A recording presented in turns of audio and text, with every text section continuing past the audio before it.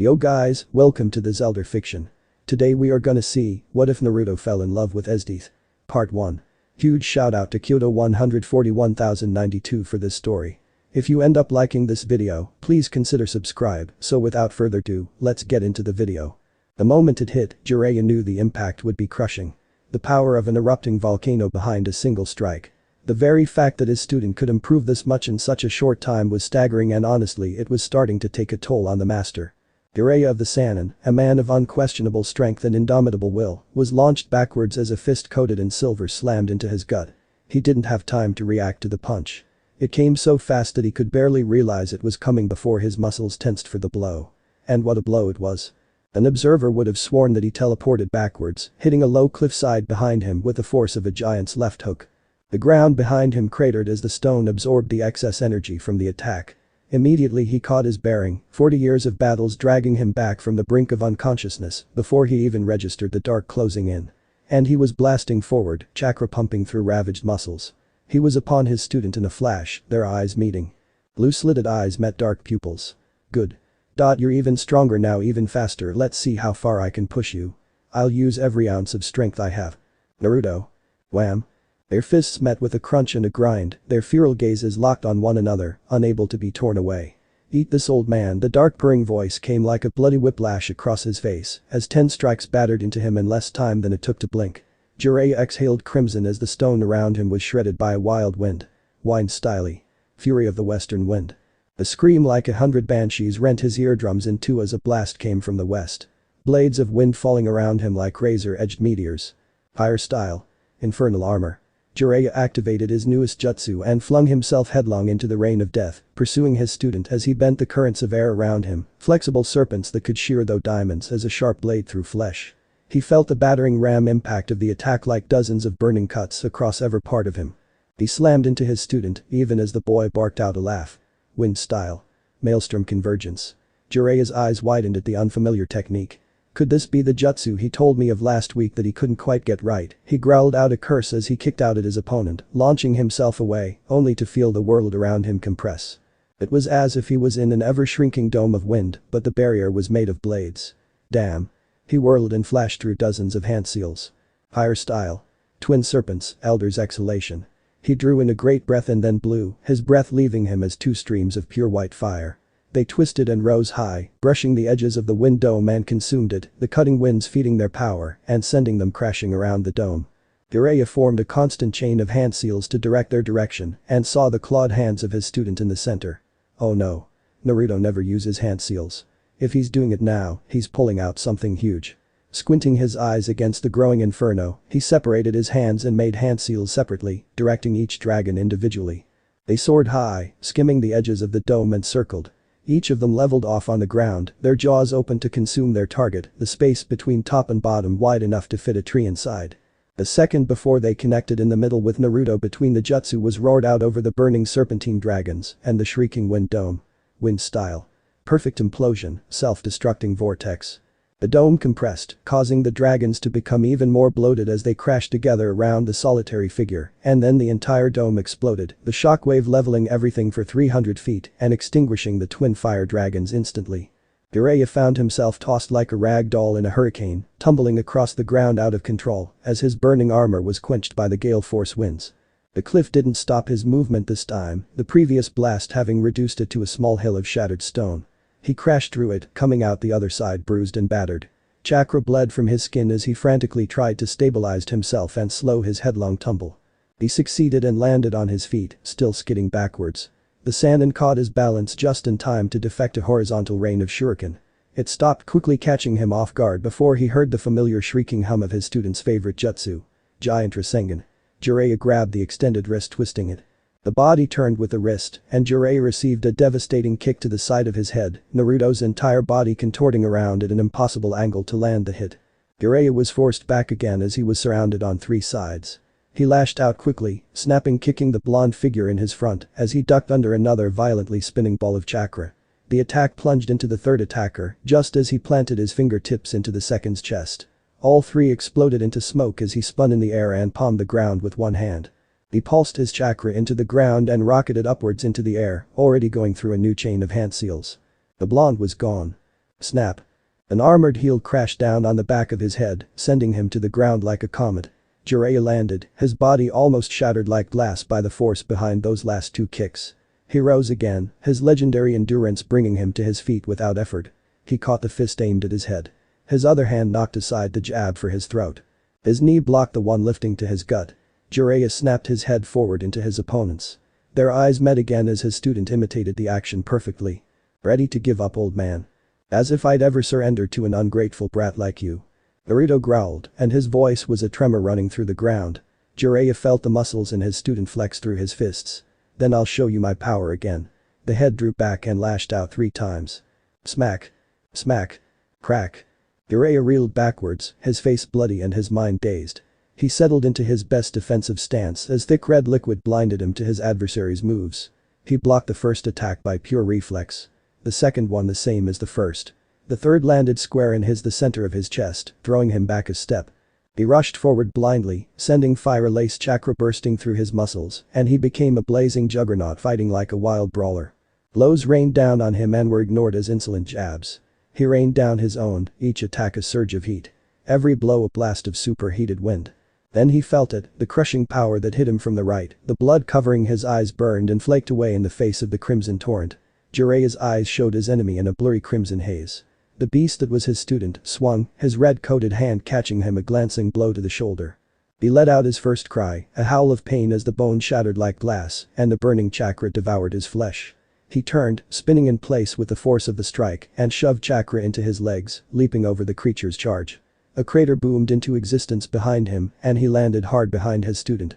He grinned a dead man's grin and watched as the creature wreathed in violent swirling chakra tuned to regard him. 5 tails of purest deepest red scorched the air clean with their very presence.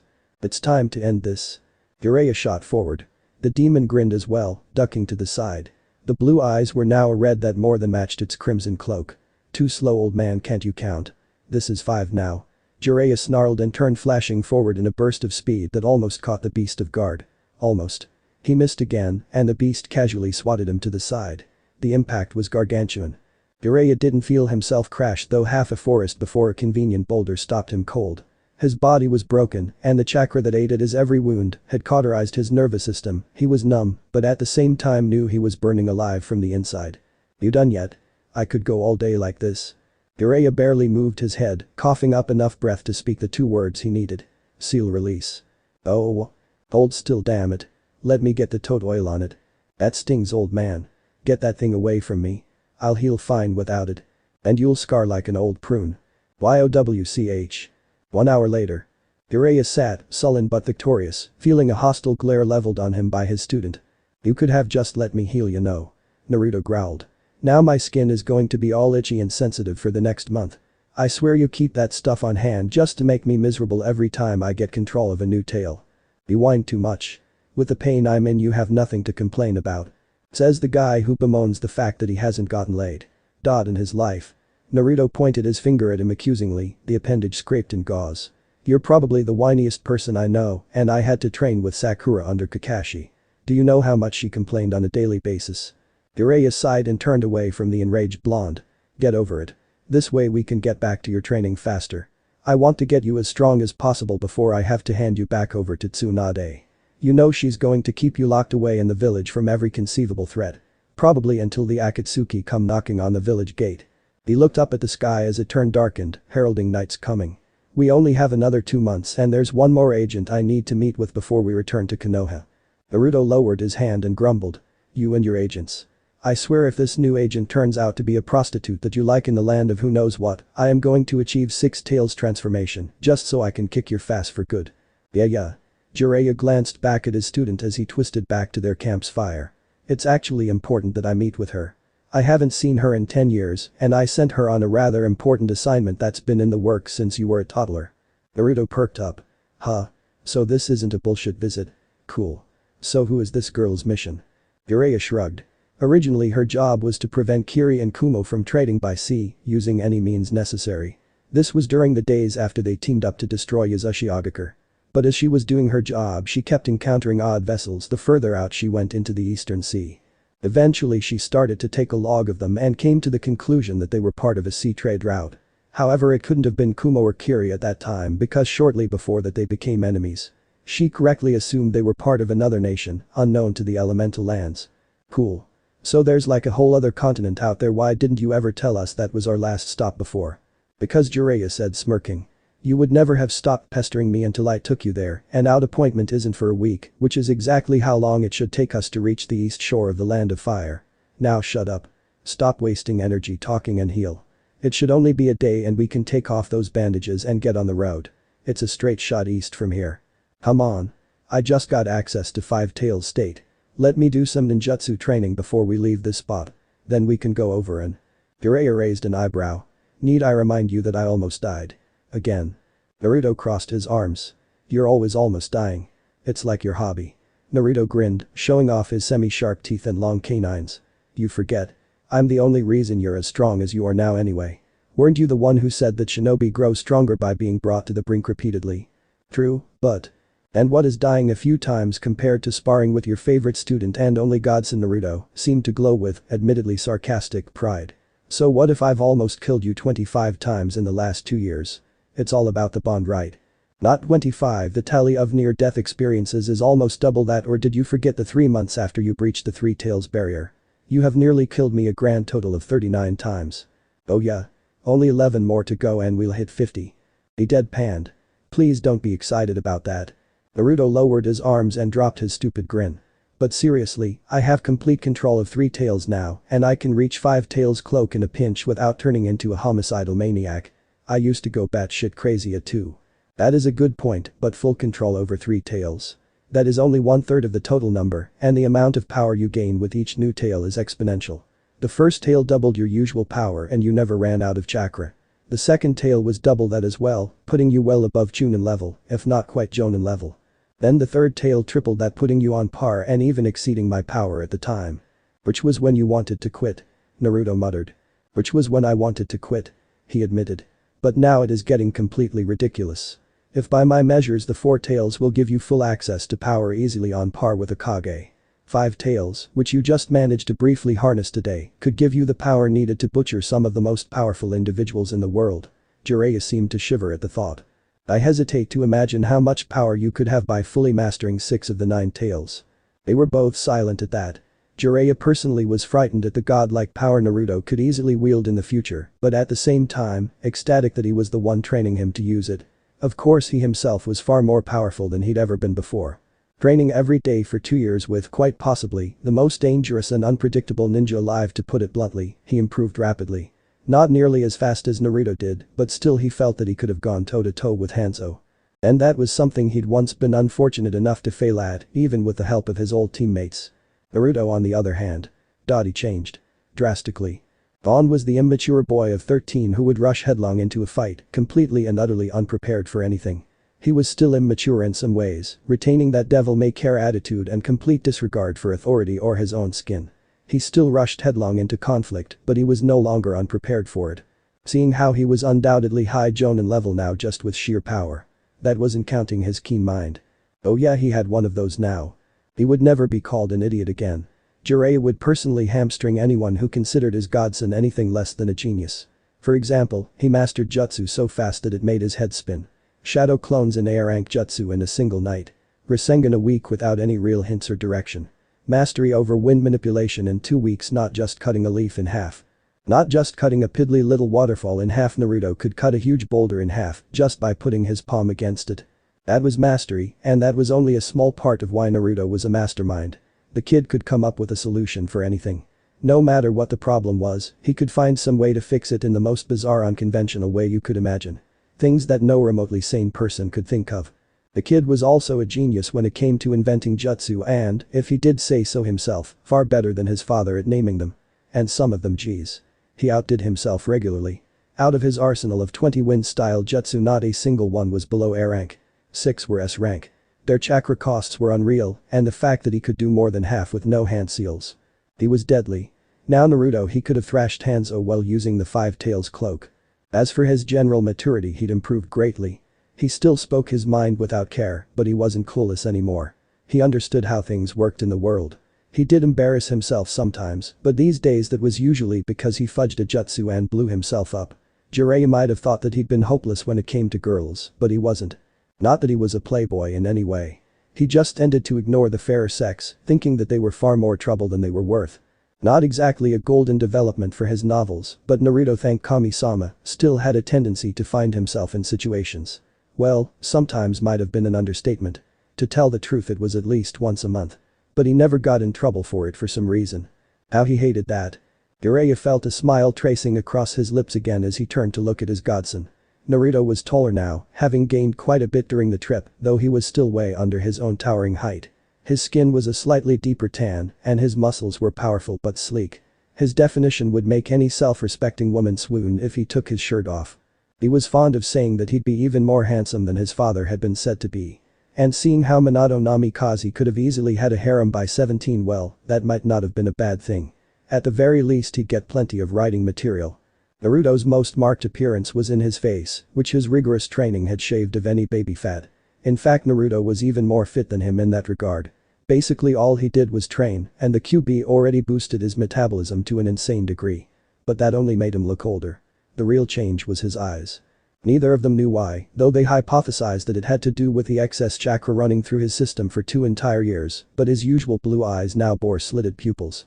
That and his whisker marks no longer faded back to thin lines after he achieved complete control over Two Tails' cloak. In addition to that, his hair was longer, appearing almost as Minato's from certain angles. Now if he could just get the kid to cooperate with him on his uchiha, then he could get some quality material.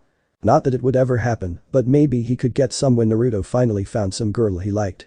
He personally refused to count the pink-haired monstrosity as a girl. She was some kind of rage demon masquerading as a member of the female species. Truly a horror to behold. And she didn't even have any tits to speak of. Boy. Pervy sage, what's that look for? Oh, nothing, Naruto, nothing at all. You were thinking something perverted, weren't you? Naruto growled accusingly. Admit it, you can't even go 5 minutes without thinking about girls. I should lob you into a women's hot spring again, see if that finally cures you of your illness. Jiraiya coughed and sweat dropped. No need to try and kill the old man for good. I haven't groped Tsunade in over 3 years, you know. I can't die quite yet. Knew it, perv. Says the boy who gets jazzed around by the local kunoichi every time we go into a village. You might be more like your mother than I ever imagined, but you aren't completely immune to it. I saw the way you looked at that girl back in the last village. You were honestly thinking about asking her out, weren't you? Naruto's head whipped to the side. Shut up, he blushed, scratching at the back of his head. She said she liked my eyes. Most people get freaked out by them these days. Poor Naruto, most civilians are put off, but half of the shinobi who see them assume you have a taijutsu. Not the worst thing for them to think. It puts them off the idea of attacking you. And that makes things easier for both of us. Jiraiya stood and walked to the fire, stooping down to bank it for the night. Now shut your trap and get some sleep. We get up early tomorrow and head east. Naruto gave him the finger and slipped backwards off the log he was sitting on. He landed on top of his sleeping bag with an umph of expelled air. He lay there staring up at the night sky as Jiraiya finished prepping the fire for the long night and went to his own sleeping bag. 1 week later. Naruto sighed as he looked out over the crystal blue ocean. Pity. If we were a bit further south we could stop by and see Tazuna and his family.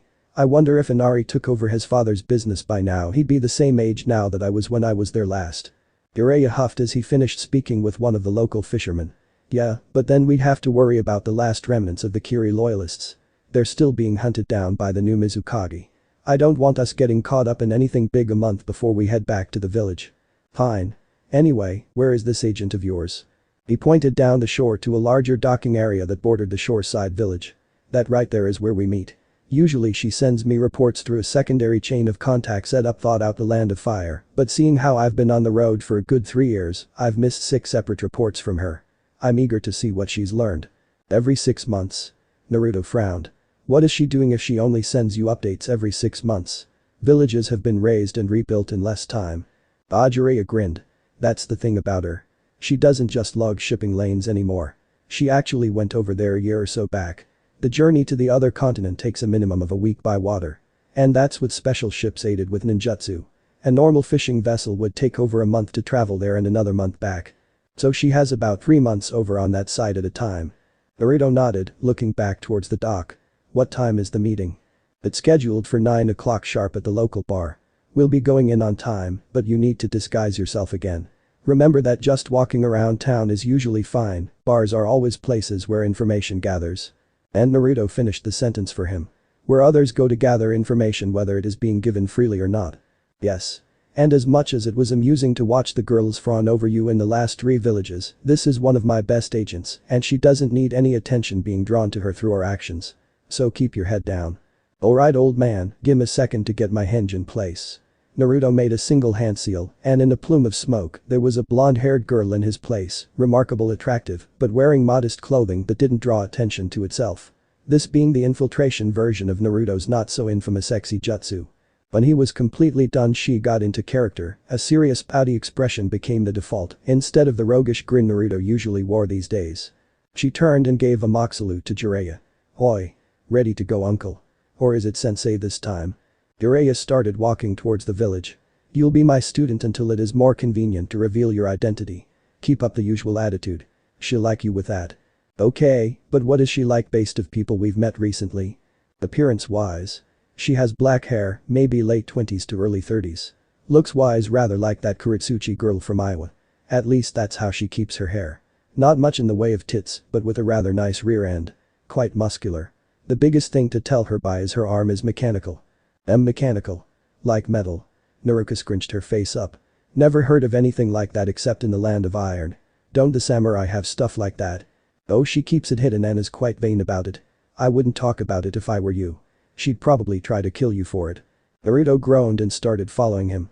You know, I'd like an explanation old man. I mean every one of the agents we meet seems like a vain person who would kill you for mentioning it. That's not. The Kiko village. The old man with the wandering eye who threw a kunai at me every time he thought I was staring at it. That was.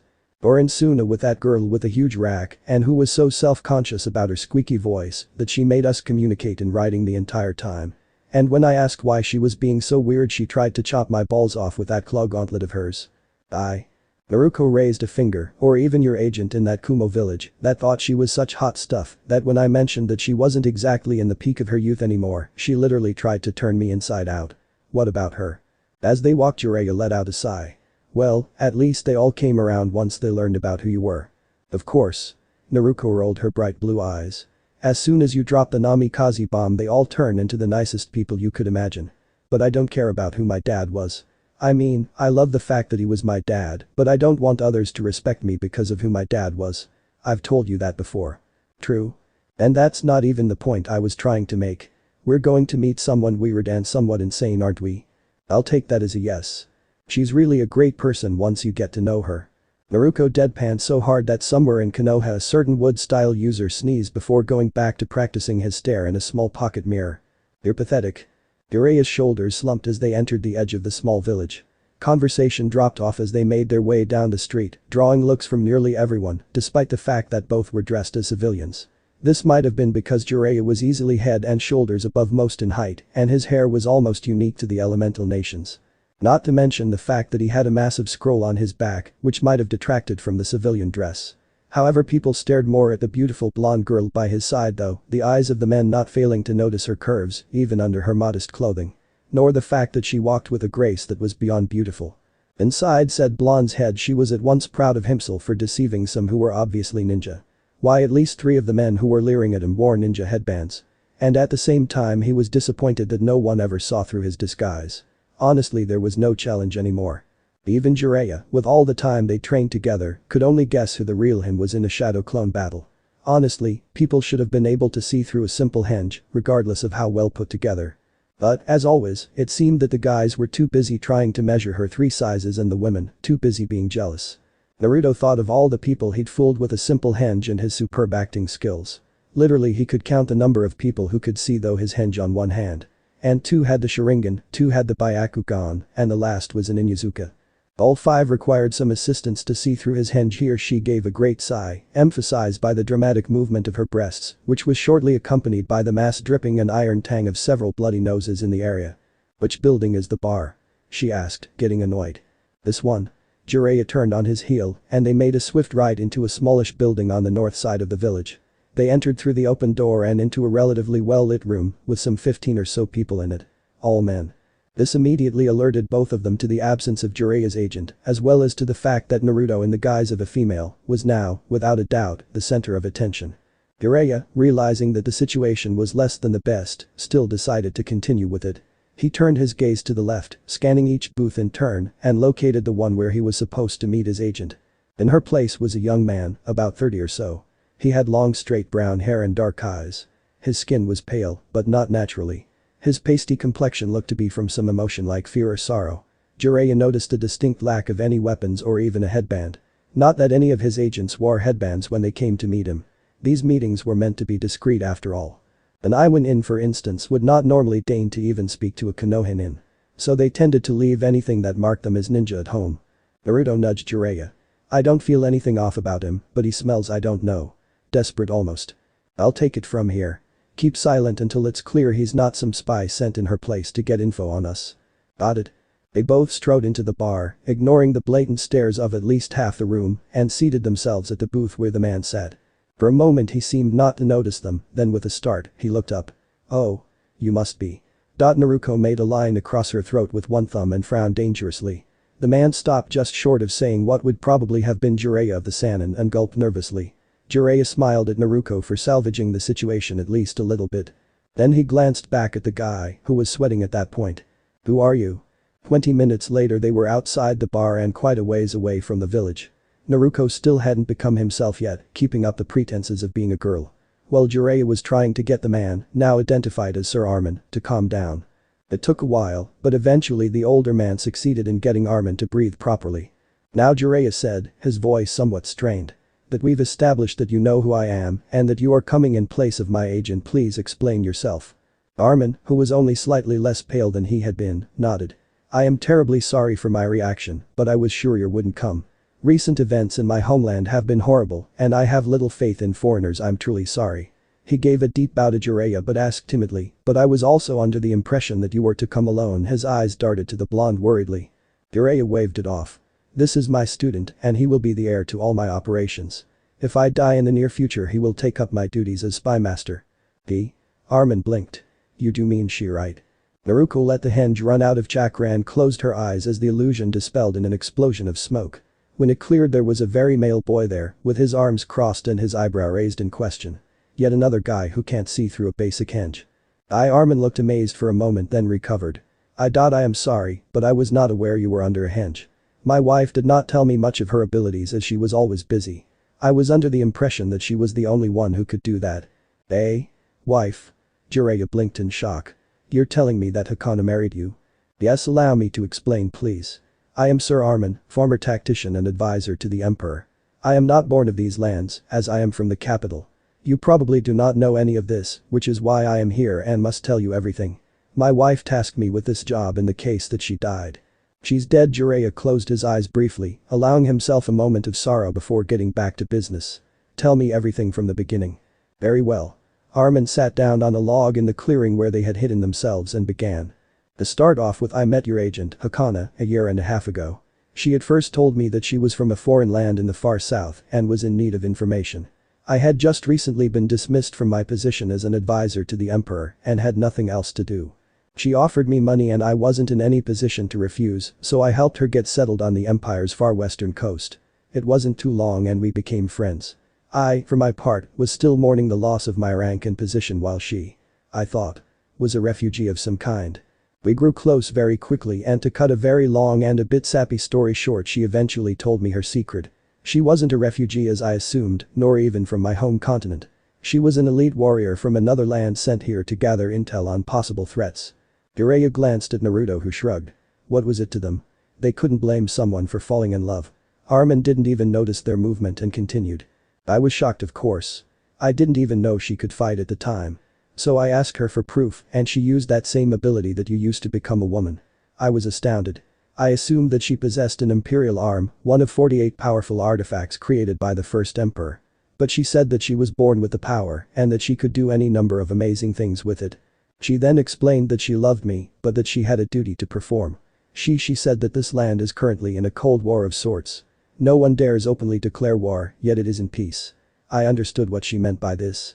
She wasn't there to cause trouble, but instead to make sure that anything from my land didn't start off the next great war here. He swallowed hard. So I decided to help her in that regard.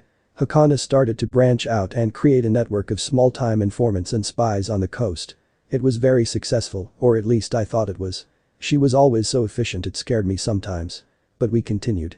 That was when things took a turn for the worse. Hakana heard from one of her informants that there was revolution against the capital of the empire. I'm sure you know Jiraiya. That Hakana was very opinionated and would stop at nothing to help others. I had already told her of what happened to me in the capital, and she understood that the entire capital is corrupt to its core. So she contacted the revolution and in particular a group known as Night Raid. Night Raid? Naruto asked. A group of specialized warriors and assassins of great power and skill. Their duty is to kill corrupt individuals in the capital and protect those few just leaders that are left. They are the front line of the revolution and are regularly hunted by the capital's most powerful men and, he added almost as an afterthought, women. He shivered at some unknown thought and continued. She contacted Night Raid and asked if there was any way she could help further the goals of the revolution without being discovered. They sent back that there was a way. They asked her to go to the capital and meet with a member of Night Raid and exchange information. Then she would help set up a network of spies and informants in the land surrounding the capital itself.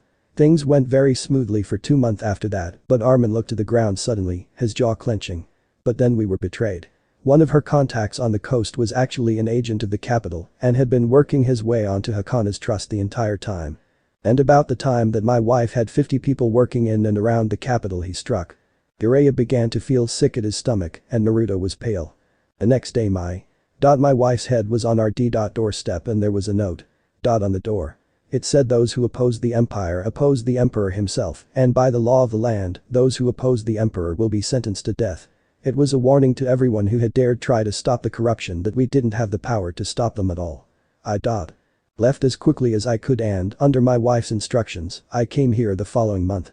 And here you are, so the capital destroyed the spy ring she set up there. Yes.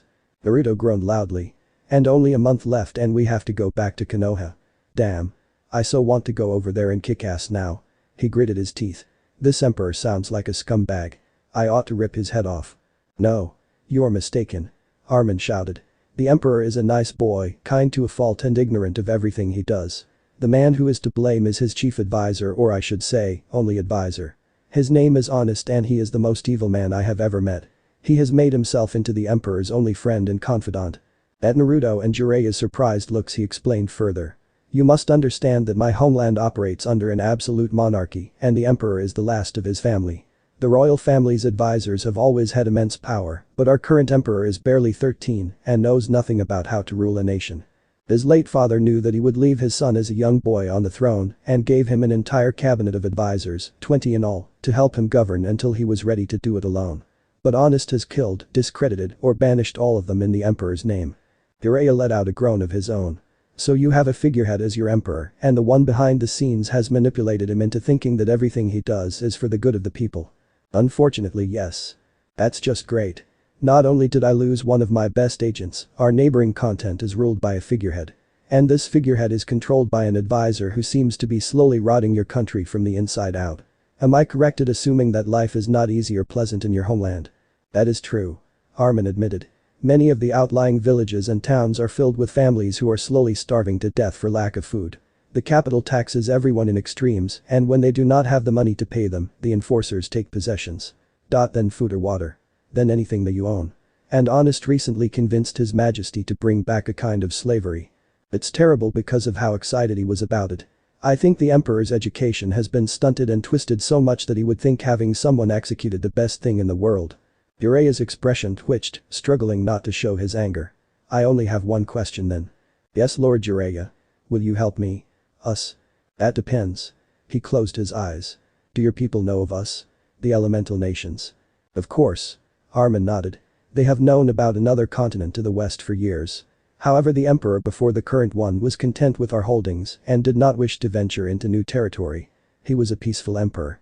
But Honest wants the entire continent under his control and will probably succeed in conquering the few free nations left in 3 years or so. Naruto interrupted. That's pretty fast. 3 years to take over a whole continent.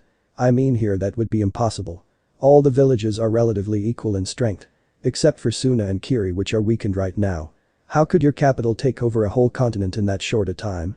To be blunt, the people of your continent are very powerful. My wife told me that even a low-ranking soldier from one of your villages could most likely take on a captain in our army. I think that she said that even our generals would have a hard time against true Jonin, though I don't know what that name means exactly. Naruto pointed to himself. A Jonin refers to a specific rank out of 4. Genin are the weakest and newest to the military, Chunin are more skilled and experienced, Jonin are the elites, and Kage are the leaders of the individual villages. I'm only a Genin, but I have abilities that easily stack against strong Jonin. He nudged Jiraiya. My sensei here is a Kage level right now. He could level whole villages with a single move, but then again so could I. Jiraiya shook his head. Naruto, shut it. He turned to Armin. Go on. Well, he sighed. Unlike here, the capital has almost all the strong warriors already in its service. For example, the capital's 2 great generals could defeat an entire army single-handedly and come out uninjured. In fact, that has already happened. Currently the Ice General, as she is called, is in the far north conquering the tribals that banded together there. And the Lightning General is still in the capital acting as a deterrent to the rebels and Night Raid. And there isn't anyone outside the capital that stands a chance against these 2 great generals. Not really. Those 2 are demons, devils in the skin of men. I once thought that the Lightning General, known as Budo, was a just man. Armin expelled an angry breath. But I was wrong. He sees anything that opposes the Emperor as trash that must be destroyed, even though he knows the Emperor is an ignorant child being controlled by the Prime Minister. He can control lightning, and his physical strength and endurance is legendary. Tell me, Jiraiya leaned forward. Will the capital turn its gaze on the elemental nations once it has taken control over its own lands? I wouldn't doubt it for a moment. Although I don't know if they could defeat you, I think that Prime Minister Honest would do that without question. Jiraiya swore loudly and stood. He bit his thumb and smeared blood on his palm. A split second later he slammed it into the ground. Naruto and Armin watched as a large toad appeared in a plume of smoke. Armin was gaping like a fish out of water, either at the 6-foot-tall toad or the manner in which it had been summoned. Perhaps both. Yo. Jiraiya-sama. How's it going? Listen, no time to talk. Something has just come up that is extremely important. I need you to go to Konoha immediately and tell the Hokage that we need an extension of at least 2 months on Naruto's training trip, details to follow. Okay, the large toad shrugged. Fine with me. Anything else? Yes. Send a messenger toad to Otsu village and contact my agent there. Tell him to come to this village immediately and take over Hakana's duties. The toad saluted. As you command, Master Jiraiya. Then in a plume of smoke, he disappeared. Jiraiya paid it no mind and turned to Armin and Naruto. Okay. This is what we will do. You, Naruto, and I will go to your homeland and find out exactly what the situation is. That shouldn't take more than 3 months to accomplish. Then we will decide what is to be done about this. We absolutely cannot allow your people to set off another great war here, and if push comes to shove, we will help you deal with this corrupt minister ourselves. Really? Armin looked ecstatic. You would actually come to our land and help yourselves? That's more than I could have ever dreamed. The toad sage raised a hand. Wait. Armin quieted and listened. We are only going there to appraise the situation and deal with small issues as we meet them. Once we have decided on a course of action, we will call for reinforcements to remedy the situation. Well, my student and I are very strong, we aren't going to take on an entire country by ourselves. That would be idiotic and far too slow. We would send a message back to bring a few teams of our elite shinobi whose talents were just right for the task. Naruto rubbed the back of his head sheepishly. Yeah, it's a pity I don't know how to use Hiroshin, otherwise we really would only need 1 person. What is Hiroshin? Jiraiya waved him off. Not right now. We have a relatively limited amount of time to work with. I have been in war before and 3 months is hardly any time at all in the scheme of things. And time flies even faster when you are working to prevent war. We will leave today by the ship that Hakana used to go back and forth between your land and ours. I don't have much skill with water-style jutsu, but I have enough to get us there in just over a week. Naruto can help with the wind as well to speed our arrival. We leave today? Naruto asked hesitantly. Just like that? Yes. Now let's get going. Naruto grinned. Granny Tsunade is going to so pissed. But, oh well. I want to see this place. In only a week I'll be kicking ass. With that, they left. 2 days later. Armin watched, still in some amazement, as Jiraiya funneled a stream of wind into their ship sails. He'd been doing this for hours. And before that Naruto did the same. The blonde had kept it going for 2 entire days. Without taking a break other than to eat. It was astounding, and his sheer control over wind, it was incredible. He could have easily held the title of Great Wind General to match Esdeath or Budo. What scared him was Jiraiya's straight-faced comment about this being, quote, only a small piece of what he could do. That was almost scary. His wife had shown him some powerful techniques, but nothing that compared to punting a medium-sized ship along its speed for 2 days straight. But he didn't voice these thoughts of wonderment to Naruto or his master. He felt that doing so might lower himself in their eyes. He already appeared to be desperate and he didn't like feeling such. As weak as he was and as little influence as he'd had recently, he liked to be able to do things at his leisure. Back when he was an advisor to the emperor, he was able to do what he wanted when he wanted and no one would question it. He didn't abuse the power like others often did, but he still enjoyed the privilege. Being with Hakana had made him feel important again and in more than one way. Both in that he had a beautiful woman doting on him and that he was affecting world events again. Now that she was gone though, he felt powerless, especially with such powerful men as these two. Armin sighed as Jiraiya let the winds die down. Oh sheesh. That really takes it out of me. I'm mainly a fire user, so wind is opposed to my power. Not as bad as water, but still hard. Anyway, go wake up Naruto. He's probably rested enough to take over for now. Wait. Can I ask a few questions about your chakra, was it? Sure. I'm actually surprised that you haven't already asked. Jiraiya leaned back against the rail of the ship and crossed his arms. What did you want to know? Armin scratched his chin. How is it that you can do all this without Tegu? In my land we use artifacts known as Tegu to produce some of the same effects. For instance, there is a pair of heavily armored gauntlets which give the user complete control of lightning. But neither of you have artifacts of any kind and neither did my wife. I'm not usually one to pry, but I am confused. Let me put it this way then. Imagine if these Tegu, as you call them. Imagine if we had a genetic ability to use similar abilities passed down from generation to generation. My agent, your wife, was a skilled with water style. She could pull water out of thin air with only a small amount of effort. She never really told me. Of course not. Jiraiya shook his head. She may have told you some of her abilities and she may very well have loved you, but she wouldn't endanger her entire home continent just so you could be well informed. Someone might have captured you and tortured the information out of you. I understand that, I just have a hard time believing that. But your wife would be so cautious. Yes, that's exactly it. Jiraiya sighed. Your homeland is obviously more lax than ours. Your wife was a member of the hidden village of Konoha. The village hidden in the leaves. She was, above all else, a loyal ninja.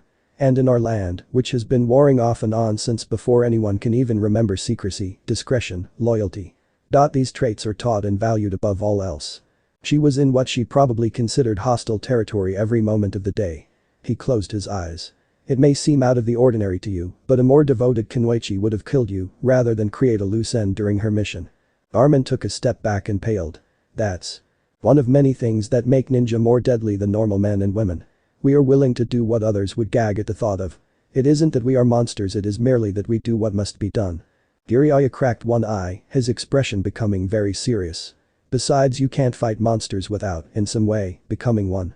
Armin swallowed and practically fled the deck, almost sprinting into the cabin and descending below to the middle level of the ship. There he let himself catch his breath. He was pale, very pale. To think that his wife might have murdered him because she loved him, because he made her lose momentum or an advantage in completing her mission. To think. That these two men could be the very same way. Did he really want to recruit them? What was he thinking? These two men were immensely powerful and no. Wait. They are just doing what is right for their home. Just like what I am doing. Fuck. I have to get myself together. I can't just shy away because they are willing to go to drastic measures to get the job done. It's like he said, it takes fire to fight fire sometimes. You can't fight something that has nothing to lose without putting everything you have on the line. To destroy the capital we are going to have to resort to underhanded measures. Just like Hakana said. He straightened, his mind resolved, and walked over to the living quarters to wake Naruto. Naruto mumbled sleepily as he stood, very confused, in the middle of a. He looked around. To all appearances he was standing on a white-capped plateau. He could see nothing but blue sky and white clouds around him, or was it snow? He couldn't tell and it was very strange. Why was he here? Wasn't he supposed to be? I'm dreaming. Naruto blinked rapidly and looked up into the sky. It was pale blue with streamers of cloud. It was beautiful. Well, this is way better than most of my dreams. Guess I'll enjoy it. Looking around again, Naruto became aware of a feeling. Like something was out of place. Or no. That wasn't the right way to describe it at all. It was less a feeling of something missing and more the sensation of something being there that wasn't supposed to be. It was uncomfortable and growing more so by the second. Naruto shook his head as a pressure. A cold pressure squeezed his mind. His thoughts. Ow. What the hell? Dreams aren't supposed to hurt. What the hell? He fell back, his rear landing in cold white powder. Snow, why does it feel wet? What the fuck is happening to me? Naruto cursed loudly as the pressure on his thoughts became painful, icy needles burrowing into his temples. He winced and put his hands to his head, groaning in pain and collapsing backwards to lie flat on his back. Ow, he moaned as the needle's drills continued to turn his brain to mush. He screwed his eyes shut from the excruciating pain and gritted his teeth. And then it stopped. Naruto felt the pain abruptly vanish, and the uncomfortable feeling of pressure changed into a cool, pleasant sensation in the back of his mind. It was comparable to the feeling of a snowflake melting on your skin. Chill but at the same time, gentle. He let out a long breath and lay still. He didn't know what had just happened or why. And he really didn't want to move again in case it restarted the drilling. Instead he settled for letting his muscles uncoil, letting himself slowly relax. Where am I? Naruto opened his eyes. He sat up quickly. His ears registering a voice, feminine and clear like a strident bell. Loud and demanding, yet soft in its undertone. It almost seemed to echo in his mind after the initial sound had faded. He turned around. Naruto blinked. And blushed pink. He found himself staring at possibly the most beautiful thing he'd ever seen in his short life. A young woman looking to be maybe 20 years of age. She was tall with the fairest skin he'd ever glimpsed and hair the color of sapphire. His eyes traveled upward from her long toned legs to strong thighs and wide hips. His blush deepened as he noted the neatly tripped patch of light blue between her legs. A V-shape that would have caused Jiraiya to die outright of blood loss. Her waist was curved delightfully in a perfect Hercules figure, yet the muscles were tight and absent of unnecessary fat. Naruto tried and failed to skip over her breasts, which were only a size away from Tsunade, their color so gulp. He moved on, up the slopes of her breasts to her nipples, 2 medium pink circles, and to her graceful neck around which rested her only adornment, a black collar-like band inset with a small black cross. Just below that, nestled above her breasts was a simple black design like a tattoo. Then his eyes took in her face, and he would have sworn that had he ever desired to redo his sexy jutsu, he need look no further. Creamy skin that held no small embarrassed blush and rosy lips that were still full and kissable. Round features and eyes that perfectly matched his own. Long eyelashes that were themselves blue. Her hair fell in 3 parts that curved inward over her eyes. Naruto found himself incapable of speech as his face flamed red. 3 thoughts were warring in his mind. And nearly a minute passed before one fought through to the head. She is beautiful. Nothing else occupied his mind, and he was quite unable to say anything. He was stunned, shocked, paralyzed by the beauty before him. As much as he had done his best to survive his sensei's teachings, he still couldn't help but memorize every detail of this woman's perfect figure. She too seemed paralyzed, and her own cheeks were darkening even as they sat there. She was less than 10 feet from him. He could smell her. A scent like melted sweets. He couldn't help it. His heightened sense of smell caused him to close his eyes in pleasure as he inhaled. He didn't know why this felt so real, so vivid. But he couldn't bring himself to move from that spot, he simply couldn't break the spell that he was under. Armin turned into the room where the blonde ninja had gone to sleep. He glanced across the room to the inset cubby where he was snoozing. Armin walked across to him, taking note that he slept curled up like a fox kid. Had he been a woman he was sure he'd be hugging the life out of him, but no, he was a man, and he was already somewhat scared of this boy. Regardless of how harmless he looked right then. He closed his eyes and spoke out loud. Hey. Wake up. Master Jiraiya is ready for you to take over. Naruto didn't so much as twitch. Armin shifted and repeated himself a bit louder, but again, nothing happened. Well, I guess he really tired himself out. I'll go back and ask Jiraiya about whether or not to let him rest more. 2 days really did seem like too long. Esdeath took in the boy's features. He was handsome with golden blonde hair which was quite unruly. His skin was a deep tan, and she could tell that he was powerfully built, yet also slim. She let her eyes move upward, taking in his strange dress. A burnt orange and black jacket appearing to be lightly armored. It was open in the front to show chiseled muscles covered by a black mesh shirt. At the same time he wore black pants and armored combat sandals. She noted the white of scars that littered his body, testament to great injuries. Their eyes met. His were a deep turbulent blue, his pupils were black slits that seemed to flicker as a candle's flame. They were stunning and she felt something in them, like a connection. A tie to those eyes or perhaps a similarity. The rest of his face was just as unique. His round face was handsome. Very handsome. His expression, which was currently trapped between confused and enchanted, was at once seductive and vulpine. And cute. The 3 jagged black marks on either side of his cheeks only made this more pronounced. Esdeath blinked as she saw his mouth open, exposing long canines. He breathed in and his eyes drifted closed. An expression of sultry enjoyment lingered there even as they opened again. Those blue tiger-like eyes settled on hers with a kind of intensity that she'd never experienced before. And then she heard his voice. Who are you? It was deep and purring, as though he was speaking in the rich tribal tongues of the West. Yet she understood him perfectly. Though his accent was strong and foreign. It reminded her of nothing so much as a fox, yet she couldn't say why. "Who are you? And what are you doing here?" He trailed off, his eyes dropping lower for a second before rising to her face again. "And why are you naked?" She blushed a deep scarlet, not knowing how to deal with the situation and not understanding why she was so flustered. She didn't know this man, she didn't even know where this was. In fact, she was supposed to be sleeping at that moment, so this had to be a dream. Yes, that was it. This was just a dream. So who was he? Why was this young man so vivid? And what had inspired this amazing image in the first place? She was in the middle of a soon-to-be-over war in the north. There had been no one who even looked like this young man. Especially not with his unique features, not with those eyes. Not with that. Esdeath breathed in, catching a strong scent. She blushed harder. She didn't understand why, but her stomach twisted hotly and she shivered at the animalistic quality his scent possessed. Esdeath realized abruptly that she had, seemingly in an instant, become at least physically intoxicated by his mere presence. He felt. And there it was. Hovering in the background like a low hum. Power. This boy was dripping raw power. It saturated the air around him, settling in like dense fog. Her senses had been so saturated by it that it numbed her perception. It was incredible. Amazing that such an endless ocean of energy seemed to flow from him. She curled her fingers and bit her lip, her eyes fluttering closed as she allowed it to wash over her. She had no earthly idea what was going on, but she couldn't be bothered to care. If this was a dream, it was both the strangest and most pleasant one she'd ever had. "Who are you?" Her eyes snapped open as she felt a warm breath on her face and the tickle of hair in her face. He was right there, his blush receding ever so slightly as a look that perfectly mixed confusion and embarrassment marred his face. Or. Not. She couldn't say that the expression of puzzlement didn't make him seem even more attractive. Once again his question fell on her deaf ears without her mind being able to register the correct response. Who was she?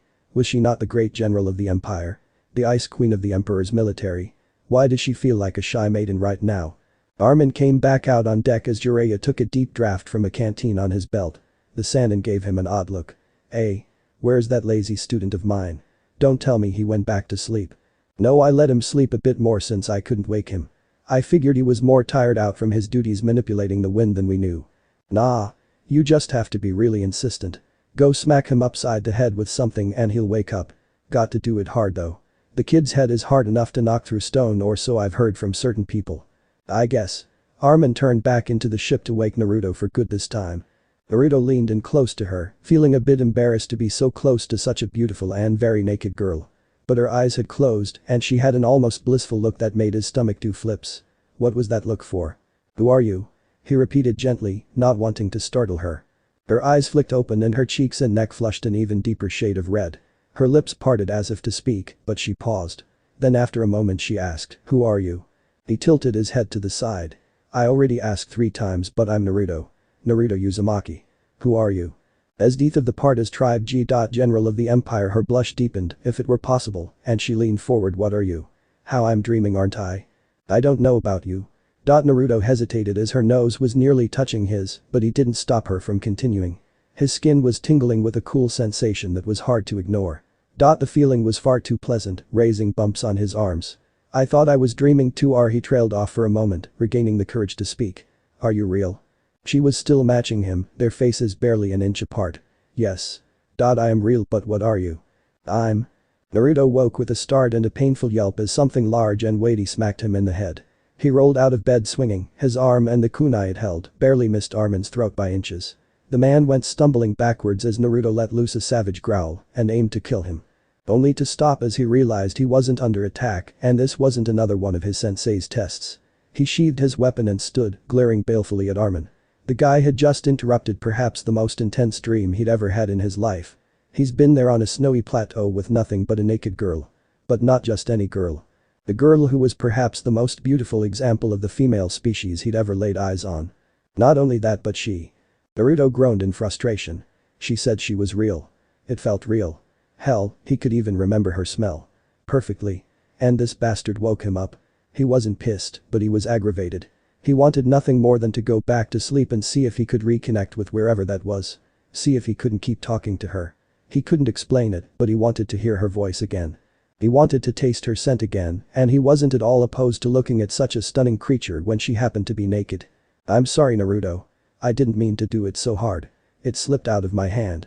Naruto was dragged back out of his thoughts by Armin, who had shakily stood and seemed quite put out by the fact that Naruto almost killed him. The blonde was about to smack him upside the head for being an ass. When he remembered something.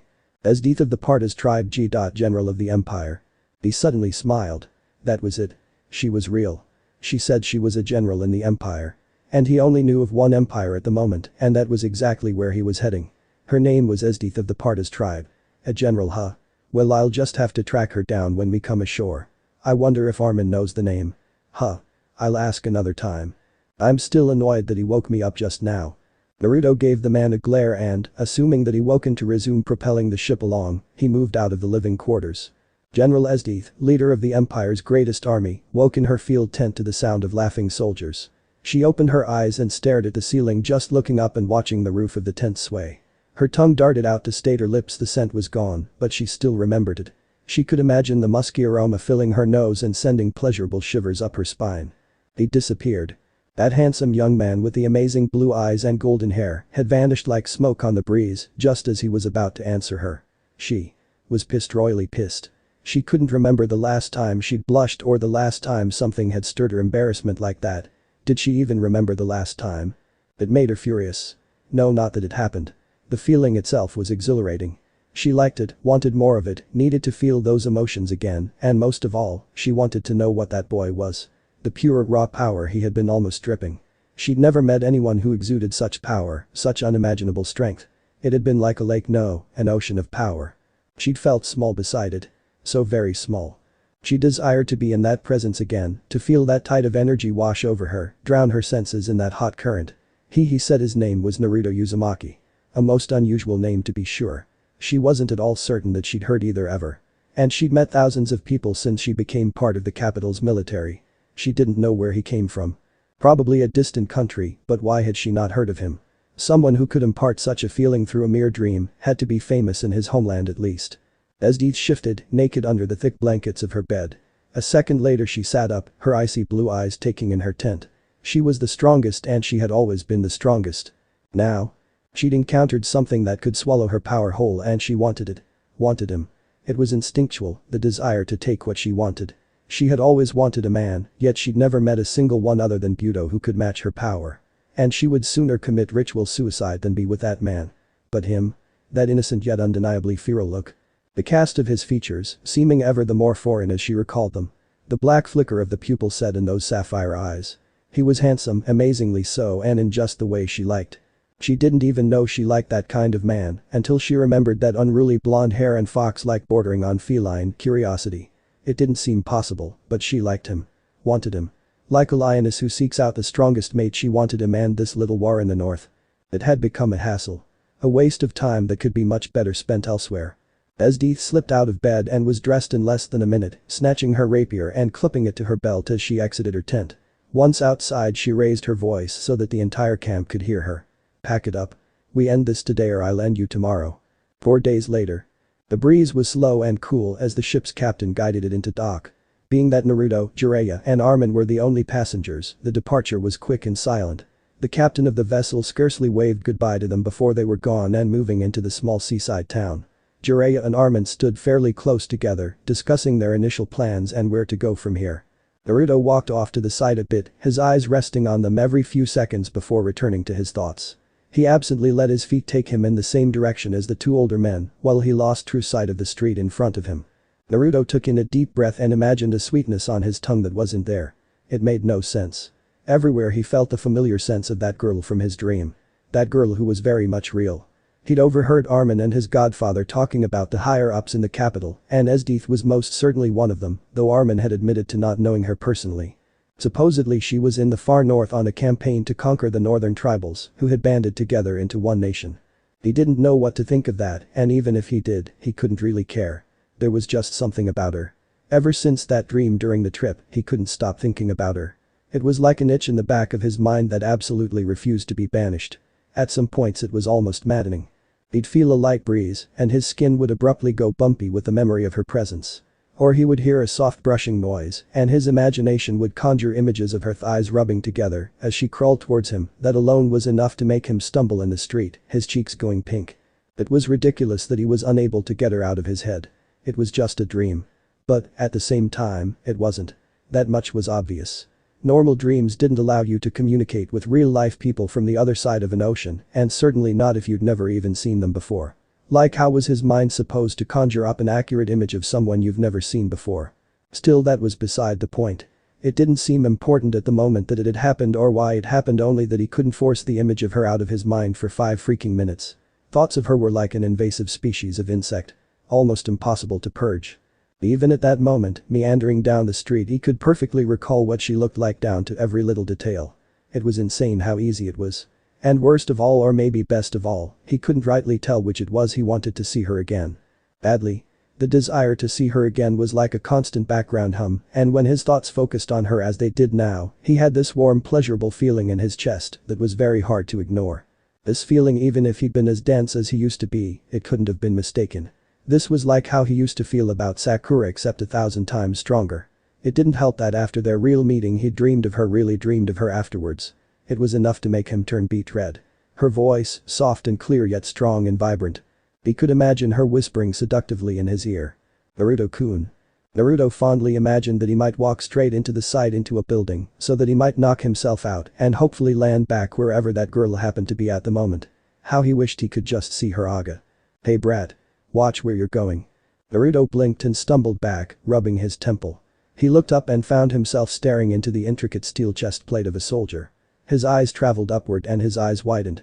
The man was huge, 8 feet tall at least. He had grim yellow eyes and a square chin that could be used as a stone hammer. And he looked pissed. You watch it, pissant. Or I'll show you the back of my hand. Who died and made you my superior? Naruto easily reached out with his thoughts and brushed the man's. PTFH. This guy is weaker than Konohamaru. Who is he calling pissant? Taking another step back, Naruto reasserted his balance and gave the man a scolding look. Sorry for bumping into you, but you don't have to be an asshole about it, you know. He rubbed his forehead and turned to follow Jiraiya, who was still deep in conversation with Armin. Where the hell do you think you're going, pipsqueak? No one insults me.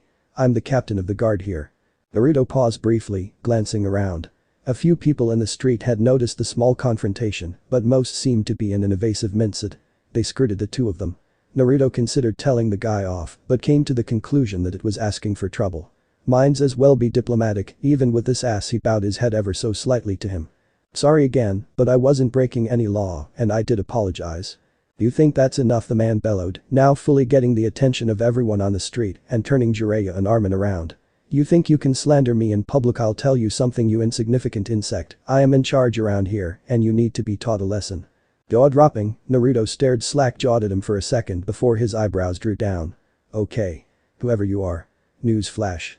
I just bumped into you by accident. If you want to fight about it, I'll knock you into the middle of next year. I don't give a damn if you're a general. You need someone to pull that stick out that you have shoved up your ass. People in the street stopped and stared, apparently amazed by this declaration. Surprise and no small fear etched in their faces.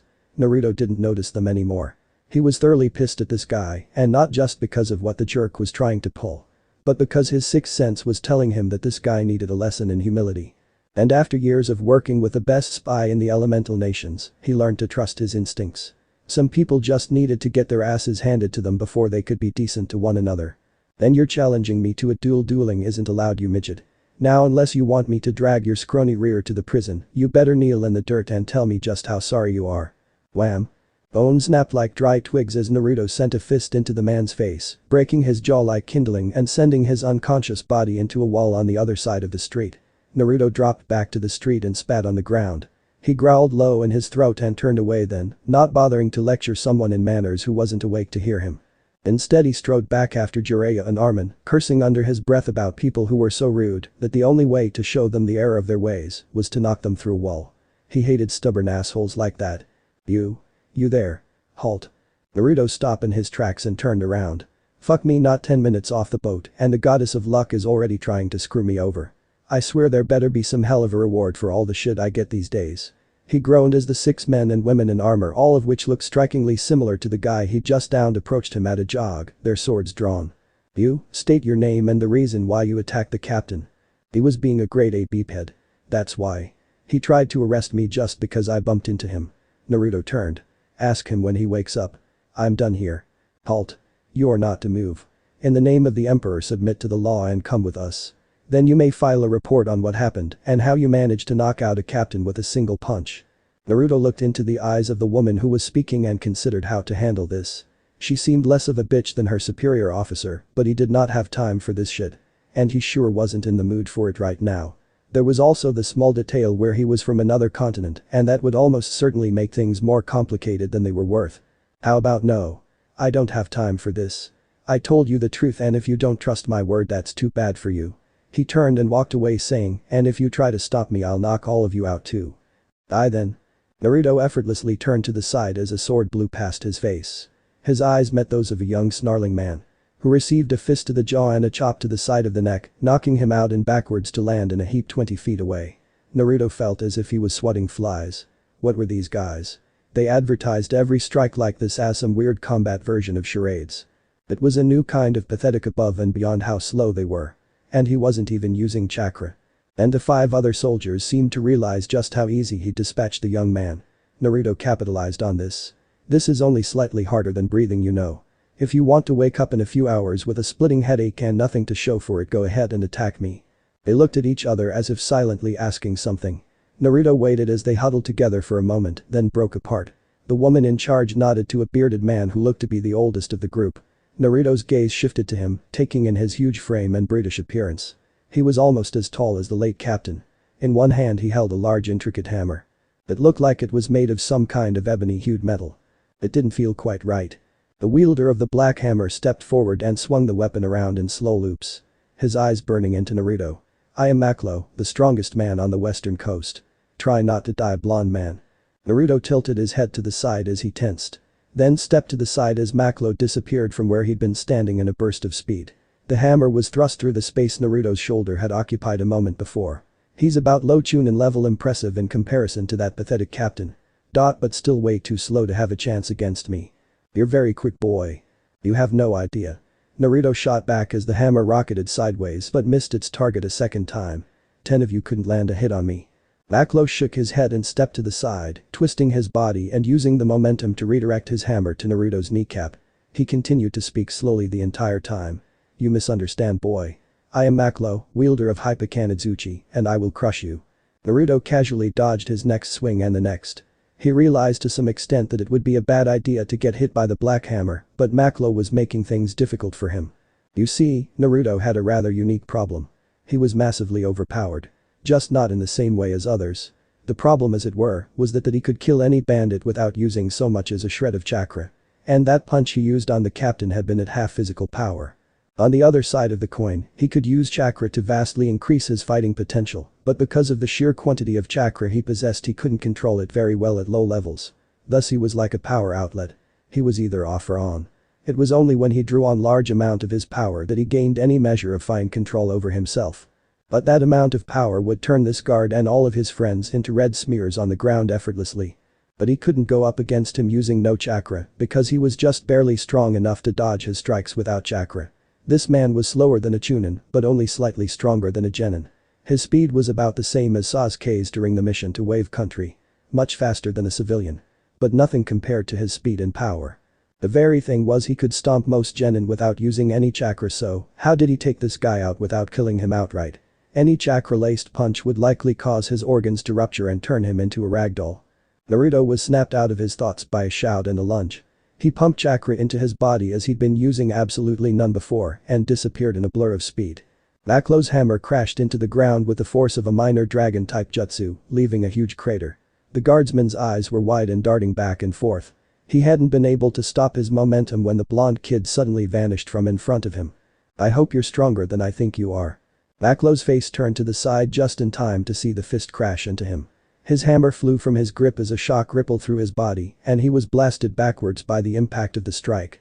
He coughed up blood as his back hit the stone wall of a nearby building. His mind reeled and pain exploded through his whole right side. He thought that every rib on the whole side might have been shattered. And as he drew in a breath he could feel a sucking sensation coming from inside his chest. At the same time he couldn't feel his arm at all and he was losing feeling in his face.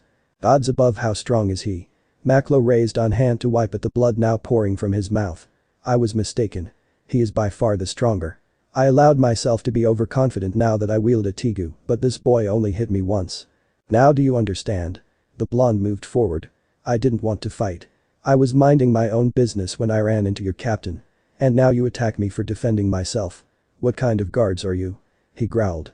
Now I want you to know that I put as little power into that punch as I can. But if you try to attack me again I'll hit you hard enough to kill you outright. I said I didn't have time for this, and now I have even less. He turned away and started walking. I'll be going now. Maklo couldn't have moved if he'd wanted to, but the rest of the guard surged forward. The blonde turned on his heel, his eyes blazing. He took in a deep breath and brought his hands together in a harsh clap. And from the collision, a massive gust of wind exploded outward, sending the guards tumbling head over heels down the street. Even the civilians were thrown like cards in a strong breeze, barely avoiding injury as they were tossed away. Damn idiots. I'm not in a good mood anymore. So fuck off before I blow a few houses away. Naruto whirled around and angrily stomped back to where Jiraiya and Armin were waiting.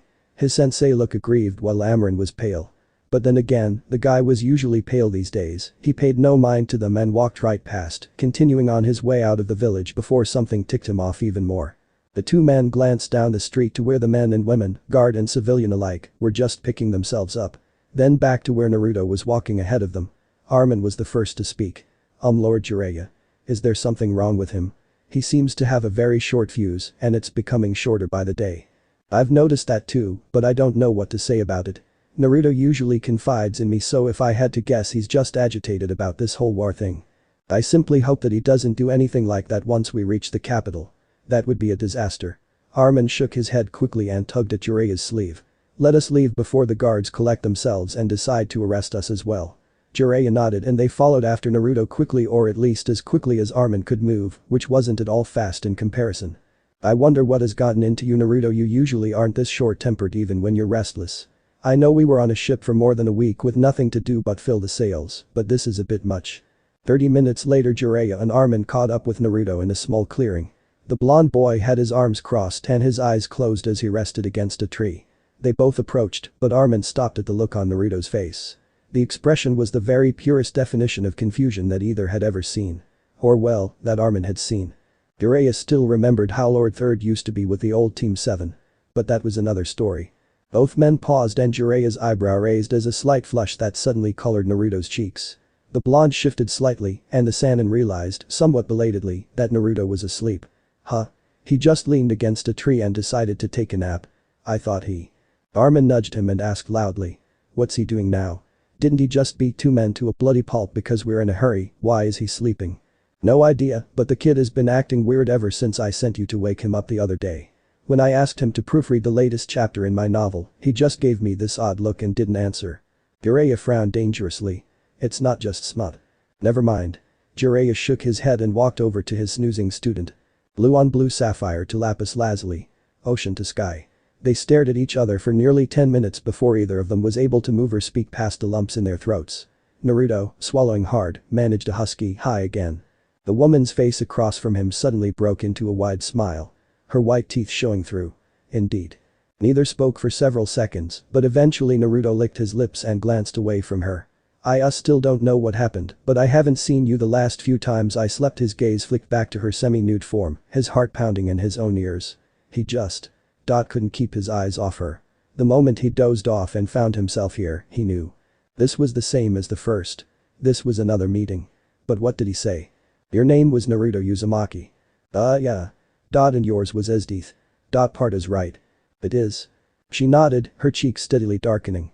Naruto wasn't a fool anymore not to notice and blushed as well, his eyes dropping momentarily to her perfect breasts. He mentally cursed his godfather for turning him into a perv, while at the same time thanking him for it. He coughed. You're real. Blue eyes sharpened. So are you, I think. Her blush deepened, either from embarrassment or arousal. He couldn't tell which. It would be quite unsettling for me to be falling for a delusion. She stood and stalked closer to him, seeming to ignore the fact that she was almost completely naked. And when she was only a few feet from him she sat down, bringing herself to his level again. Tell me something, boy, from my dream. Do you feel the same irrational desire to be with me as I do for you? Naruto blinked. Wow. She leaned in closer, her voice sinking into his mind like hot water from a hot spring. Do you? Naruto was jarred awake by a large hand pushing him over. He started and flung his arms out to catch his balance. He fell sideways and rolled to his feet, already preparing for an incoming attack. Then he saw Jiraiya grinning slightly. having a good dream, kid. Naruto blinked. Now Naruto Uzumaki had been pissed at his sensei many times in the last 3 years. When his sensei had thrown his off the edge of a cliff into a nearly endless ravine just to unlock his chakra, he'd been pissed. He'd been angry when his teacher decided to take all of his money to go and spend time at an infamous brothel for a week.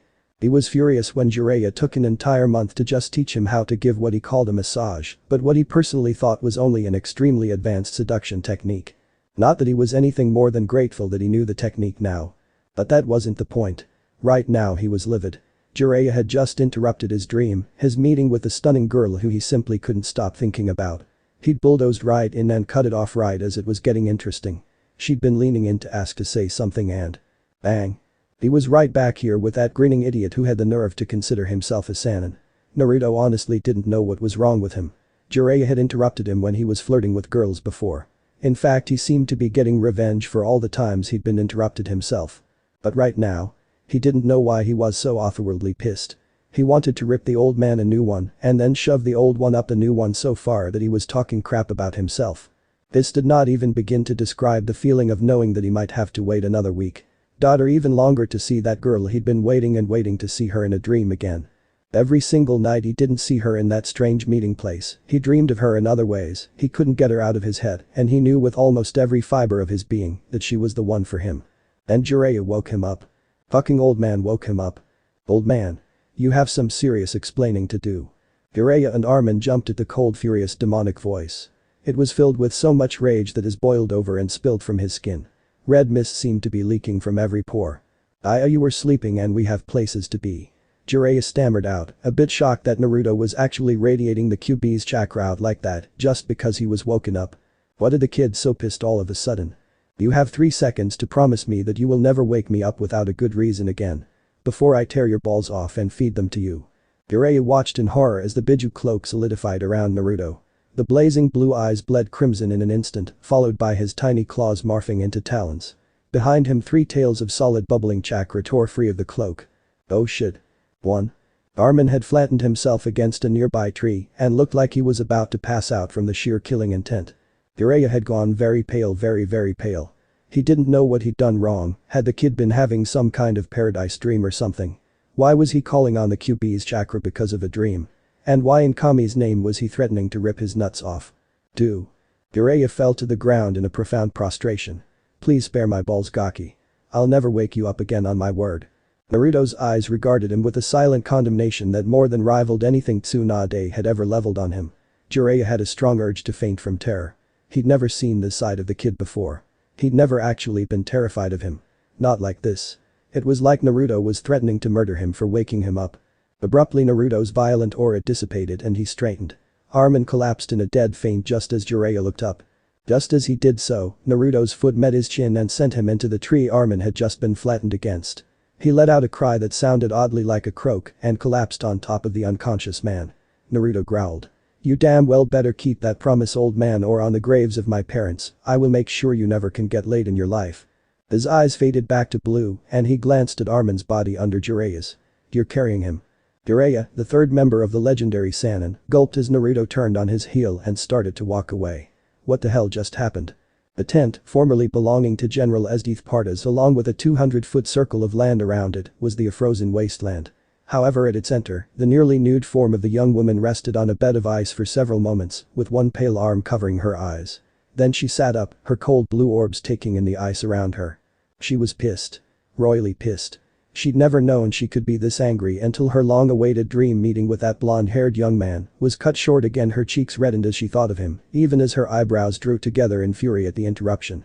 Someone needed to die. 1 week later. Jiraiya watched his student and godson with a wary eye. The blonde's foul temper had lasted for the last few days. He seemed to be extraordinarily irritated.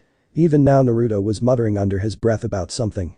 The older shinobi thought that he might be able to make out what it was if he used chakra to heighten his hearing, but he wasn't sure he wanted to hear what his godson was thinking. The last 7 days had been like a sort of ritual. Everyone woke up at their accustomed times, save for Naruto who slept in late one of those nights. Then over breakfast they talked about the politics of this country and how everything worked. It was mostly information about various officials, what they did, and how they were important. After that they would get on the road, continuing their way towards the imperial capital. Armin and he would speak more on the road about the state of the capita and what he knew of the revolution. Likewise he would tell Armin a little about the elemental nations, though nothing about each individual village. It was strange though. Whenever Armin mentioned the capital's generals, the woman known as Esdeath in particular, Naruto would perk up. Jiraiya hadn't seen anything overly suspicious, but he swore that once he saw Naruto giving Armin a look that had the man caught it, he would have died instantly. If he recalled correctly, Armin had been recounting some unpleasant rumors about the general. Maybe Naruto was still pissed at Armin about something, though with how erratic he was behaving it was hard to tell. Jiraiya honestly didn't know what to think about Naruto's temper. It seemed to have magically appeared shortly after they met Armin. Sure, he'd had a temper before and he was always quick to anger, but he'd never been this much of a hair trigger. And the last time he'd blown up on him had been when he's made him learn how to give expert massages so he could seduce women for him. Still, that hadn't been anywhere near a fraction of the anger that had been directed at him a week ago. I wonder what's going on inside the kid's head. Maybe he was daydreaming about that Sakura girl or something. But I thought he got over her a long time ago. He shook his head and kept walking, only to pause in his steps for a brief moment. A high-pitched noise alerted him to something behind him. He glanced back to see a small wagon behind them being pulled by two small horses. There were two men on top of it, one holding the reins. Jiraiya dismissed them as one man waved to him in greetings. He waved back and turned to continue on his way, still deep in thought. Meanwhile, Naruto grumbled to himself. He'd had another very distracting dream the night before and, as seemed to be constant, he couldn't stop thinking about his girl. He didn't know when he started thinking about the strange girl like that. She was a general of the empire who, if Armin was to be believed, commanded thousands of men. He was hesitant to believe him though with all the awful things he said about her. He claimed she was a homicidal psychopath who took great pleasure in torturing her enemies to death. Naruto's hand clenched. She wasn't like that. He could feel such a strong connection to her. Like his soul was tied to hers. He blushed every time he thought about her moving closer to him, crawling naked across the ground. Her scent teased him at the same time. No. She couldn't be like that. He refused to believe that she was some cold-hearted murderess. She would be his as soon as he could find her. Then he'd prove Armin how stupid he was to believe such rumors. Esdeath was so perfect, sure he could see the ruthlessness in her eyes, in the cast of her features. But he couldn't exactly say he was any different with his enemies. It wasn't something he hid these days. He was no longer that pure-minded little boy who tried to save everyone, no matter how evil they were. Crack. Besides, he wouldn't find himself attracted to her if she was evil, some horrible twisted person. He couldn't have so utterly fallen for her if she was as Armin described. His mind wouldn't reach out to her when he slept if she were some monster. Crack. He could feel that she was good, that she was his. Naruto closed his eyes as a warm ball churned in his chest, making the smallest of smiles twitch over his lips. He couldn't wait to dream of her again, to speak with her uninterrupted across whatever distance separated them, or even better, to see her in the flesh, to touch those pink lips. He was sure they would be so soft. Against his own. Crack. Naruto was jerked out of his daydream as the ground under him exploded under him. It shattered upwards in an explosion of dirt and stone. 15 feet behind him, Jiraiya and Armin, who noticed what was happening a few seconds before it did, felt a sudden shiver go up their spines. Both of them had the same frightening flashback from the other day. Even further behind them, the two wagon drivers went pale from the double scare of the oppressive aura and the massive monster rising from the ground 30 feet from them. They shouted in terror and abandoned the wagon, running out of range. The horses had the same idea and turned the vehicle around, trotting away as quickly as they could. And a ways behind the wagon, a young man saw the rising figure of a danger beast and grinned. Back with the now extremely annoyed blonde. Naruto was doing his best not to get eaten. He dodged upwards, but the strange insect-like beast followed him at a startling pace. His eyes twitched in anger and he pumped enough cracker into his right leg to knock over a structure roughly the size of the Hokage's tower. And kicked. Everyone watched as the blonde boy lashed out with one foot and connected with the snout of the massive creature abruptly, as if a 30-ton hammer had hit it. The monster's head snapped down, blood exploding out from every gap in its plate armor. The force of the kick having turned its insides to mush. Then the blonde's hands came together and a blast of what looked like white blades crashed into it. The effect was tremendous and bloody. The monster was rent limb from limb, pulverized, shredded, all but obliterated. Noxious blood splattered everywhere, raining down and covering the ground around in red. Chunks rained down as well, falling with slick squelching sounds. Wide-eyed shock from all but one of the observers heralded the blonde landing amid the eviscerated remains of the beast. Blood drenched him from his waist down and splattered upwards in patches from there. Naruto glared at them briefly before he looked back to the mess that he'd made. It covered one whole part of the road. Now I'm soaked. He muttered and started forming hand seals at a rapid rate, finally ending them and closing his eyes. Everyone watched as a large orb of water formed over his head, seeming to be taken from the very air around him. Then it dropped onto him from above. He then pulled off his shirt and pants with everyone watching and turned to walk into the woods on the left side. Jiraiya and Armin stood frozen. The non-shinobi gulped, his head turning to the older man. He just did that. Kid never did understand discretion when he was angry. Both jumped as a shout came from behind them. That was awesome. They turned around slowly as a young man jogged up to them. Hey. That was unbelievable. How did he do that? Is he with you too? Jiraiya would normally have said something along the lines of course he is. After all, he is my student and I taught him everything he knows. But under the circumstances he didn't even think about such a retort. In fact, his mind was completely blank besides. Who are you, kid? Oh. Sorry, my name is Tatsumi. I'm heading to the capital. Are you guys going there too? Armin and Jiraiya shared a glance. This kid seemed a bit too excited and they couldn't be sure of what to say after that display. Naruto was supposed to be keeping undercover to an extent. Sure, it wasn't an absolute mandate of their self-assigned mission. Their goal was to find out the state of the capital and decide what, if anything, should be done about it. However, Naruto had just used a chakra-based technique that would automatically be labeled as an imperial arms by anyone who knew of their existence. This kid might not know, but well, things seemed to be getting a bit out of control. They certainly were having difficulties controlling Naruto. Speaking of which. Hey old man. I'm cleaned up. Let's keep going.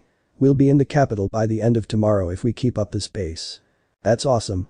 We're heading in the same direction. Naruto cast his gaze over to the newcomer. Who are you? My name is Tatsumi. I'm from a village in the southwest and I'm going to the capital to make it big. I bet you're doing the same thing, right? You're probably some elite warrior looking to join the army. The kid's excitement could only be compared to Naruto's own 2 years hence. But Naruto had a serious cool down after that, which led to his new somewhat calmer attitude. Still, he could still be overexcited, but this kid, he was almost Naruto's age and he was still like this. Jiraiya sighed as Naruto crossed his arms. Not really. I'm already part of the military, just not this one. Tatsumi's expression seemed to crack only to reform into an even more excited one. Oh. Wait, what other military? That's for me to know and you to probably never find out. Naruto said bluntly. Jiraiya resisted the urge to face palm. Did his godson really just say that? It made his out to be part of some special operations unit like the Anbu. This kid would be over all three of them like bandits on the trail of a merchant caravan. Then Naruto shrugged. It's not something we're allowed to talk about even if we wanted to tell you, which we don't, so.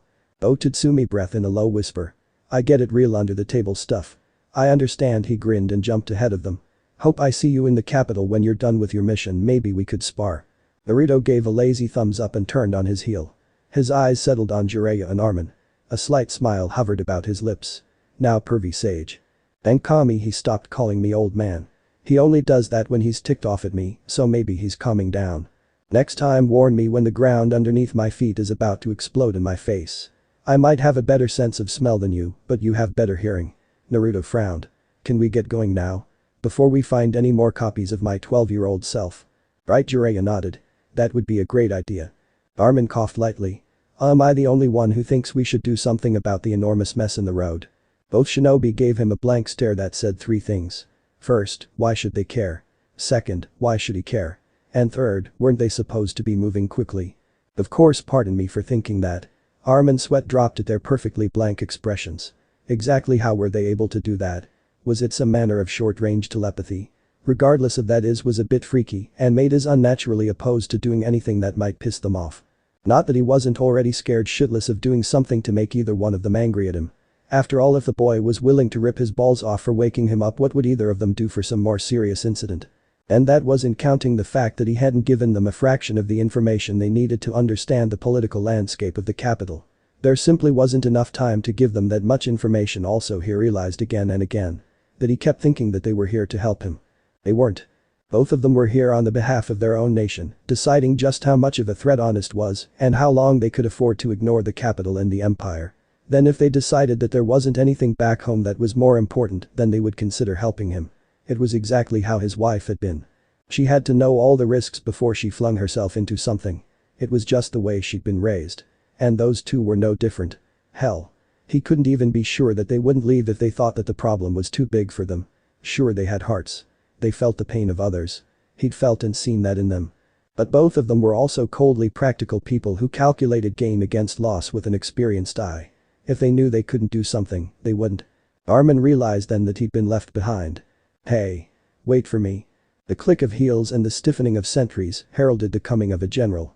The swish of a sheathed blade at the hip, the rubbing of crisp fabric, and the subtle clicking of knuckles as fists were opened and closed. General Esdeath had arrived. The Ice Queen of the North, as she was just now being called for the first time, strode down the main hall of the capital's mighty imperial palace. Her sapphire blue hair was behind her, rippling in a wave as she passed row after row of guards, who did nothing to stop her. They knew why as well as she. She was strong, the second strongest general in the capital, and therefore recognized as the second strongest being alive besides the emperor of course, but he was still a child, so no one counted him unless they were at court. The fact was that there were dozens of formalities that were required simply to enter the main throne room of the palace. But Esdeath bypassed them all without so much as a glance. And the guards who usually attended to their duty with firm hands and sharp sword didn't do more than stiffen and keep their eyes forward. It only took one time for those in the palace to get the message. Esdeath might have been vicious, but no one could say she wasn't efficient. The woman, who had every right to be feared, continued down the hall at a brisk pace. No one realized, and even the keenest observer would have been hard-pressed to notice, that she was paying absolutely no attention to her surroundings whatsoever. A child with a wooden stake could have killed her if a child with such courage existed in the world. For General Esdeath's mind is not currently in the land of the living. Her thoughts were elsewhere. Much like a certain young man had been quite completely distracted earlier, she couldn't seem to focus on the mundane tasks of life for more than a few minutes. Esdeath sighed inwardly. She wondered, she wished, but most of all she was tired.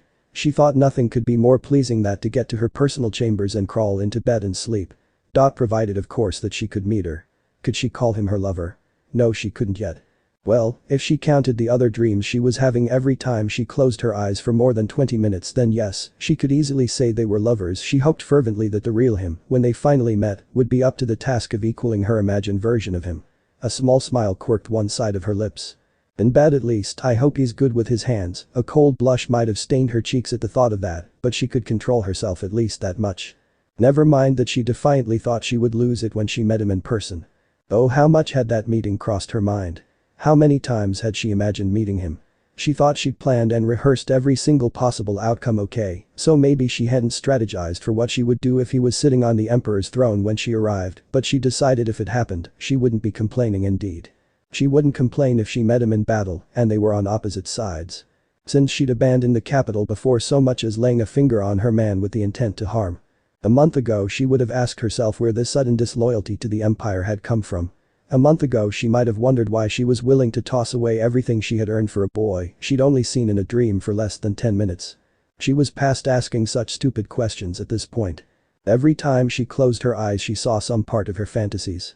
Naruto, his name was like a burning torch in the back of her mind that wouldn't go out. She couldn't stop thinking about him. It was like nothing she'd ever experienced before.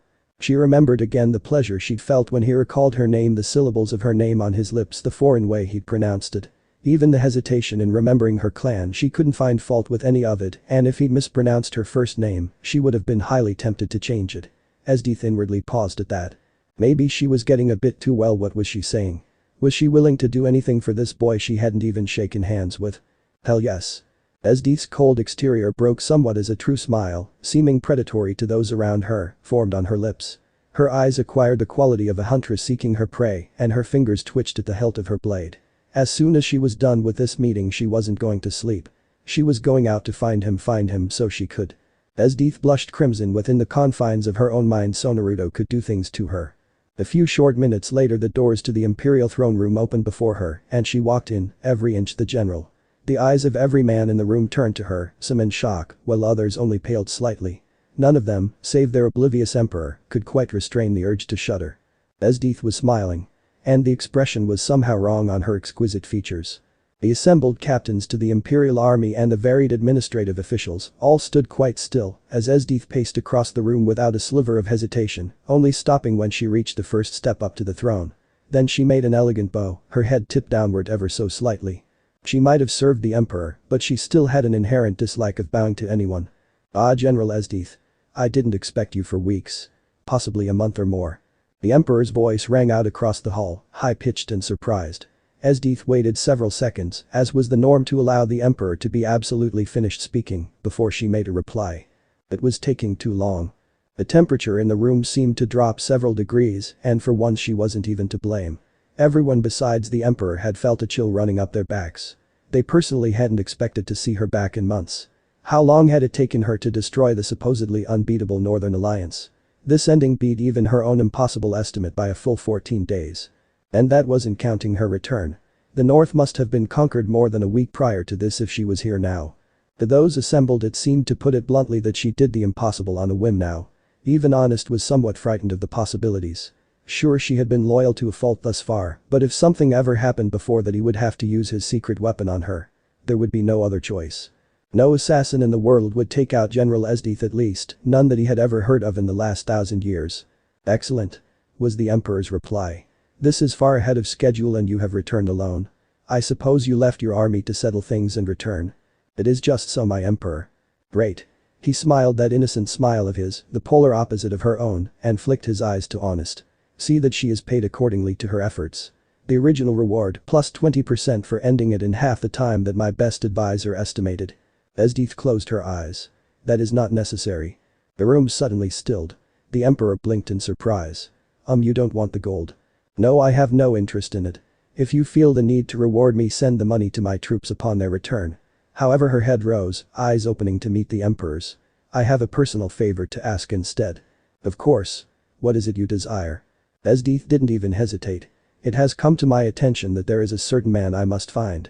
I would like an unspecified amount of time to look for him immediately. Now this shocked everyone, and more than a few prayed quietly for the poor man's soul. Behind the Emperor's throne, Honest stepped forward and whispered in his ear. The Emperor's eyes widened and his mouth formed that kind of O that meant he'd realized something rather important. The young ruler turned his eyes back to Esdeath, face somewhere between innocent resolve and apology. I'm sorry, General Esdeath, but I can't grant that at this time. You see, there is a terrorist organization which has killed dozens of important figures since you left. It is imperative they are eliminated quickly. I'm afraid I don't know how long it would take for you to find this man you speak of, so I cannot grant that request.